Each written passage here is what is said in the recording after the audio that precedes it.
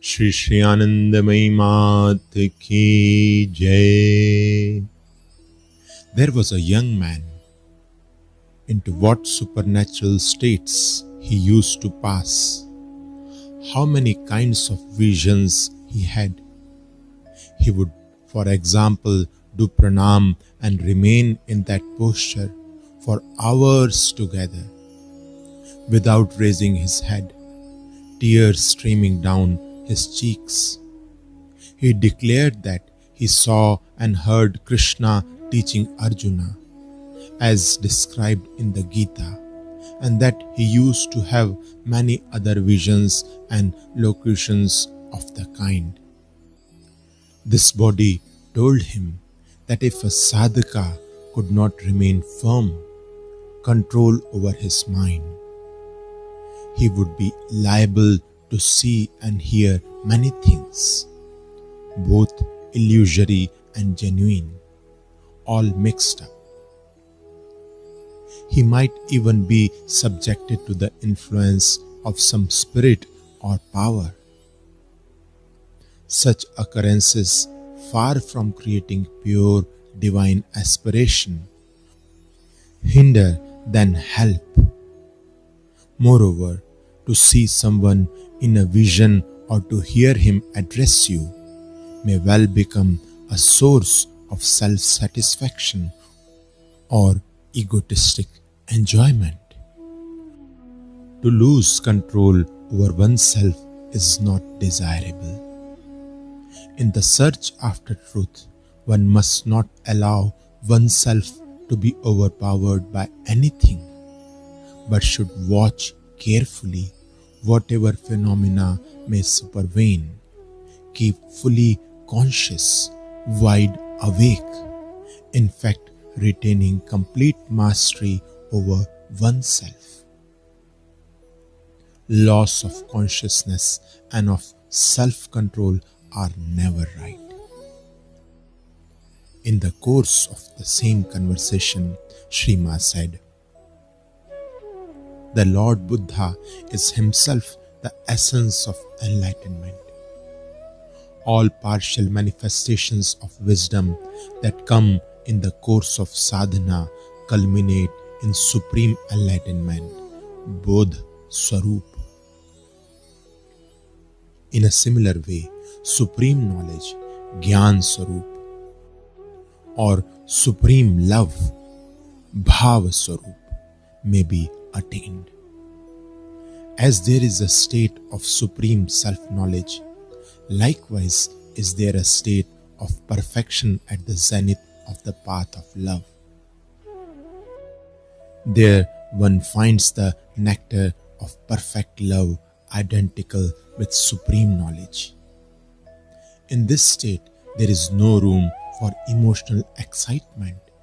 Indeed, that would make it impossible for supreme love, Maha Bhav, to shine forth. Be mindful of one thing.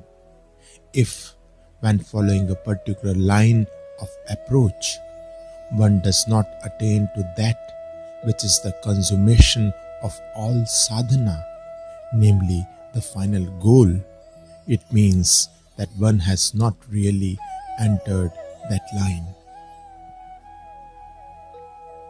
At the supreme summit of love, which is Mahabhav, exuberance, excessive emotion and the like cannot possibly occur.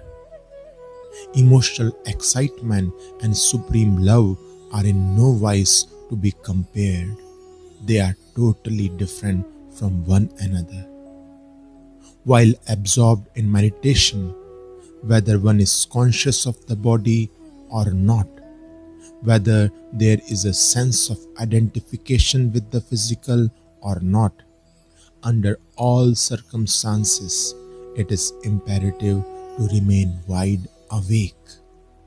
Unconsciousness must be strictly avoided. Some genuine perception must be retained, whether one contemplates the self as such or any particular form. What is the outcome of such meditation? It opens up one's being to the light, to that which is eternal. Suppose the body had been suffering from some pain or stiffness.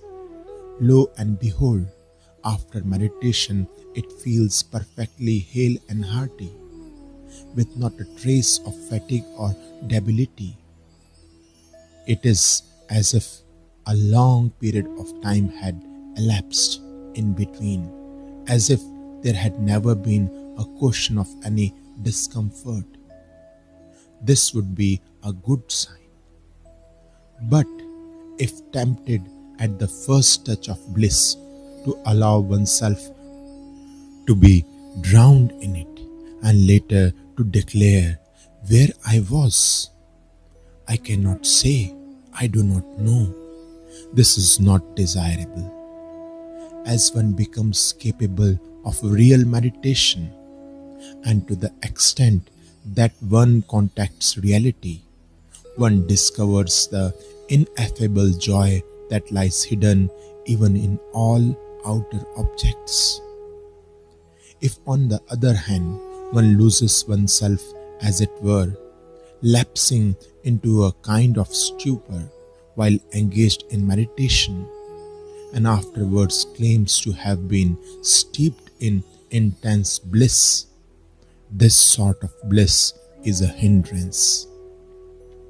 If the life force seems to have been in abeyance, just as one has a sense of great happiness after sound sleep, it indicates stagnation.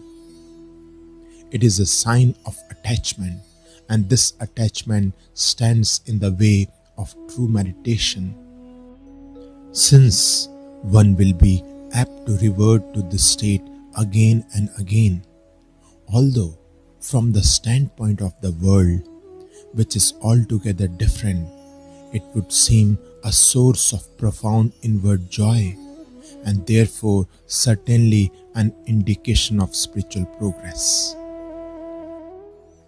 To be held up at any stage is an obstacle to further progress. It simply means one has stopped advancing. While engaging in meditation, one should think of oneself as a purely spiritual being, Chinmay, as self-luminous, poised in the bliss of the self, Atmaram, and in accordance with the Guru's instructions, try to concentrate on one's Ishta. The young man previously mentioned, the one who used to have visions, was intelligent and therefore able to understand this sort of reasoning. As a result, the spectacular experiences ceased, and he now attends to his meditation and other spiritual exercises in a very quiet, unobtrusive manner. Shri Anandamayi Mat ki Jai.